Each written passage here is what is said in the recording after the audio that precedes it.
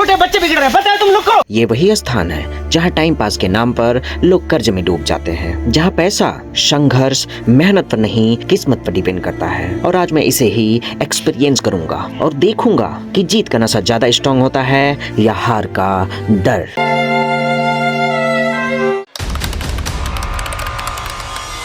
नमस्कार दोस्तों, मैं ओपी। आप लोगों ने एक दिन का एसडीएम बनते हुए देखा होगा, एक दिन का शिक्षा अधिकारी बनते हुए देखा होगा, एक दिन का कमिश्नर बनते हुए देखा होगा, लेकिन आज मैं एक दिन का जुआरी बनने वाला हूं और दिखाऊंगा कि कैसे इंसान मजबूर हो जाता है खेलने के लिए और क्या क्या हानियां होती हैं। तो आज मैं ये 100 रुपये लेके जा रहा हूं गेम खेलने और ये 100 रुपये मेरे वीडियो का हिस्सा होगा। यदि इसको हार जाता हूं तो मैं नहीं खेलूंगा, लेकिन क्या मैं खुद को रोक पाऊंगा?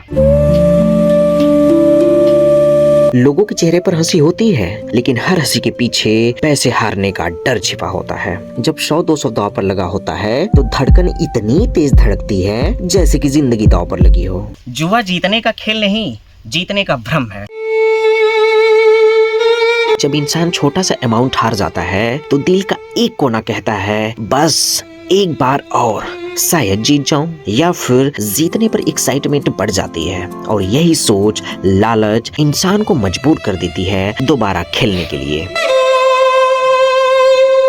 एक बुरी बात है कि ताश का हर गेम मुझे खेलने आता है, लेकिन अच्छी बात यह है कि मैं कभी खेलता नहीं। इतिहास गवाह है कि जब इंसान ने पहली बार ताश का पत्ता फेंका था तो उसने संघर्ष मेहनत को छोड़कर किस्मत पर भरोसा जताया था। अगर पैसे कमाने हैं तो संघर्ष मेहनत करके कमाओ, वरना इन ताश के पत्तों ने तो युधिष्ठिर को भी नहीं छोड़ा था। हम तो इंसान हैं। जो ये सोच कर आते हैं कि यहाँ से पैसा जीत कर जाऊंगा, रियलिटी में वही हार के जाते हैं। हर किसी को लगता है कि अगला दांव मेरा होगा, लेकिन जीत हमेशा अगेंस्ट वाले की होती है। जुआ में इंसान सिर्फ पैसे नहीं हारता है अपनी उम्मीद को, भविष्य को, और नुकसान पहुंचाता है अपने परिवार को और अपने बच्चों के भविष्य को। जुआ एक स्टेट का विषय है, इसलिए प्रत्येक स्टेट के पास खुद का रूल बनाने की अथॉरिटी है। लेकिन भारत में लीगल तरीके से जुआ खेलने के लिए केवल गोवा और सिक्किम में ही कसिनो अलाउ है, जिसको केवल 5 स्टार होटल और नाव में ही अनुमति मिली है। इनका लक्ष्य पर्यटन और अर्थव्यवस्था को बढ़ाना है। लेकिन ये गांव के गद्दे खेलते हैं तो इससे कौन सी अर्थव्यवस्था बढ़ती है? घंटा बढ़ती है।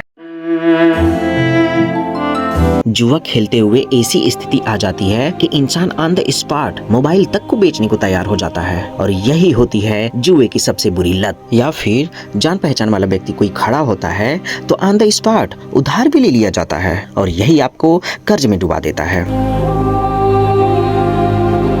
टाइम पास के सैकड़ों तरीके हैं, लेकिन क्या जुआ खेलना ही रियल टाइम पास है? जुआ 10 रुपए से शुरू होती है, लेकिन कब सैकड़ों पर पहुंच जाती है पता तक नहीं चलता। बड़े गेम की शुरुआत छोटे से होती है। आज गांव में खेलेंगे, कल बाहर, और एक दिन कसिनो में पहुंचेंगे जो बर्बादी के रास्ते पर जाता है। हर गांव के एक कोने में जुआ खेलने का लोकल अड्डा होता है, जहां पर प्रतिदिन 10-12 लोग खेलते हुए मिल जाते हैं।